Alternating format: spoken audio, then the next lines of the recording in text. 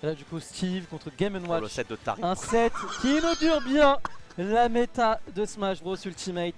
Actuellement, le tout premier set. Le tout du premier vestiaire. step du vestiaire, c'est un Steve Game Un Watch. Steve Vu qu'il va Game virer le streamrunner en termes de la weekly. C'est trop, c'est trop. Et du coup, là, ce qu'il te demande, c'est comment. Eh bah ça va super et toi? Ça va nickel. Allez, Amphi. Allez, bah c'est parti. C'est parti. Sur Battlefield, on va voir. On va voir de quoi les deux joueurs sont faits. Ouais. Bon match-up effectivement où ça peut camper un peu rapidement et c'est un match-up qu'on a vu pas mal déjà au niveau avec les Mia Akola notamment bien sûr. Bon évidemment on est à un niveau qui est pas le même bien sûr mais voilà Game & Watch bien sûr c'est aller chercher les juggles évidemment, ça a les outils pour évidemment embêter le Steve quand il mine. Même pour casser les blocs le forwarder avec la bombe il est pas mauvais je crois, ça casse les blocs assez rapidement donc même le backer aussi non peut-être hein. Clairement. Bah, en gros, le but en fait de Game & Watch, c'est beaucoup de space neutral air et de créer un peu de la pression diffuse comme ça autour du Steve pour justement éviter de jouer trop dans sa range, éviter de se prendre les swordfair out of shield qui peuvent mener sur le spike derrière. En gros, toutes les options au corps à corps de Steve dans le match-up sont vraiment fortes et seront omniprésentes. Donc le but de Toctap ça va être de jouer autour et là voilà, c'est un air très bien trouvé sur la recovery. Peut-être un peu précipité quand même. Il est très horizontal, le donner était assez prévisible mine de rien.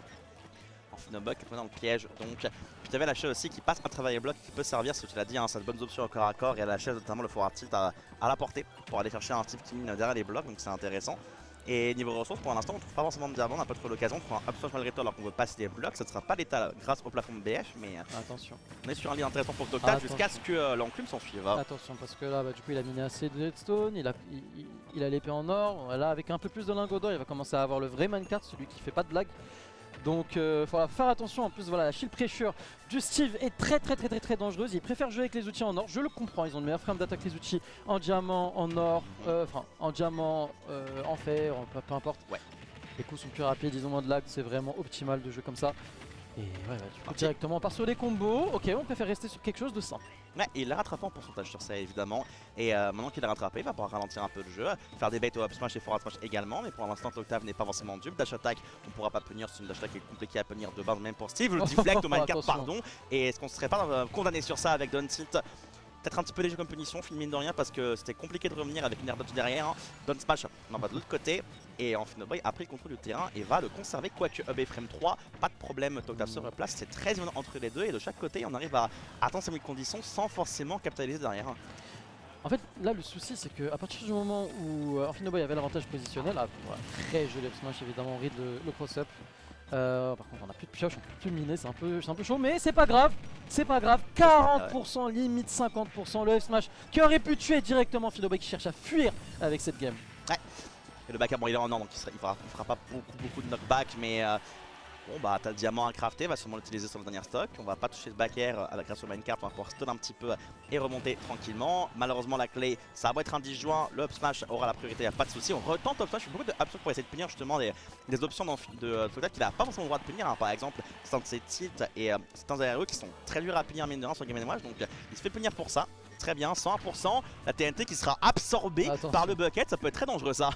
Attention, là je trouve quand même que Infinoboy justement manque un peu de respect à son adversaire, mais Toc a voulu voler la game avec ce side B quand il aurait pu IMO selon moi, continuer son combo, créer un avantage positionnel, créer quelque chose, mettre son adversaire dans une situation de pression. En plus ça se voyait qu'il avait peur, qu'il voulait finir la game vite et c'est dommage parce que du coup voilà on a pris un risque, on a tenté un combo qui était pas true, on s'est fait reverse.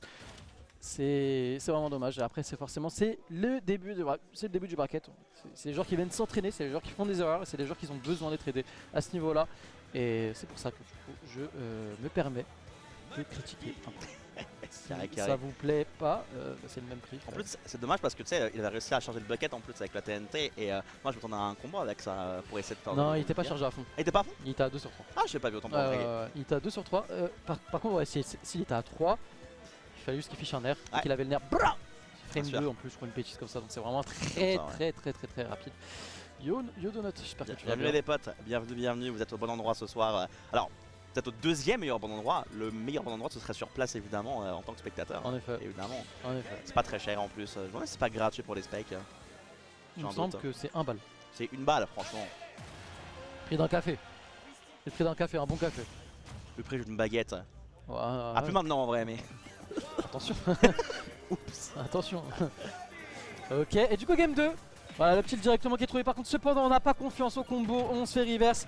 Toctav qui va directement aller chercher quelque chose pour récupérer cet avantage positionné dont il a tant besoin. Et c'est parti, ça déroule déjà. Ouais, on est resté sur BF d'ailleurs, on n'a pas changé le terrain. Donc, et effectivement, tu l'as dit, il y a une grosse phase de la part de Toctav pour commencer et qui va aller punir ce bloc qui a disparu. Et pour l'instant, c'est un début de game 2 qui est très explosif par rapport à la game 1. Justement, on va tenter justement de faire un follow-up sur le forward air, mais les aériens du type sont relativement rapides, donc t'as un petit compensateur derrière, on reste à even par la suite et on a le temps de se retrouver un forward smash et d'être en confort pour un Finoboy. Absolument, voilà, en plus voilà, Cancel l'a mis, enfin du coup le fait de crafter un nouvel objet directement, le back air un peu mal space, qui va se faire shield grab, je pense qu'il s'y attendait pas, il avait l'auto cancel, il se disait qu'il était safe, mais son adversaire n'avait pas respecté l'interaction. Et là voilà, on se remet encore derrière les blocs, directement on essaie d'avoir l'or, on l'a, mais c'est chaud quand même, on aurait aimé avoir un peu plus de matériaux du côté d'Amphinoboy. Et Toctav qui trouve quand même 2-3 phases de pression, malheureusement ça ne va pas être puni. Voilà, wow, interaction de fou. Don't smash, don't smash, don't smash, don't smash. Est-ce qu'ils avaient vraiment tort? Non, en vrai. Tu vois, moi c'est ça je me dis, mais où va mon jeu? Mais où va mon jeu les amis? Et où est passé de mashing de Toctav surtout?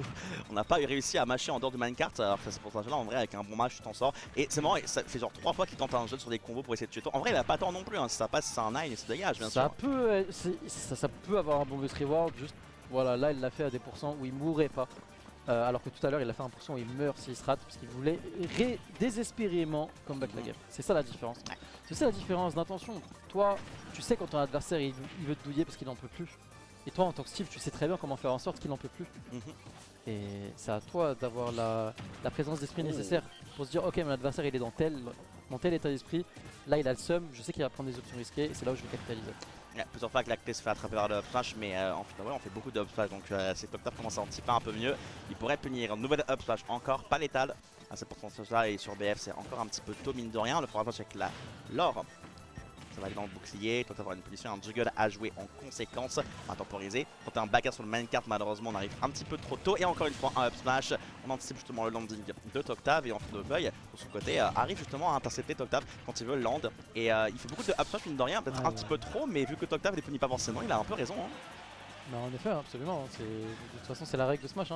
Ça ne sert à... Moi, c'est un truc que je répète souvent, c'est que ça ne sert à rien de mix-up si ton adversaire ne s'adapte pas. Parce qu'en soi, si tu mix-up, tu passes d'une option qui est vraiment forte et que tu vas abuser à une option un peu moins forte, mais qui arrivera à counter ton adversaire s'il s'adapte. En l'occurrence, là, il n'y a pas besoin. Ouais, bien sûr. Alors qu'on arrive en last stock et on a le diamant disponible pour Amphinoboy, il a déjà crafté, bien sûr. Ouais, tu vois, là, c'est un 1. Il a voulu jouer.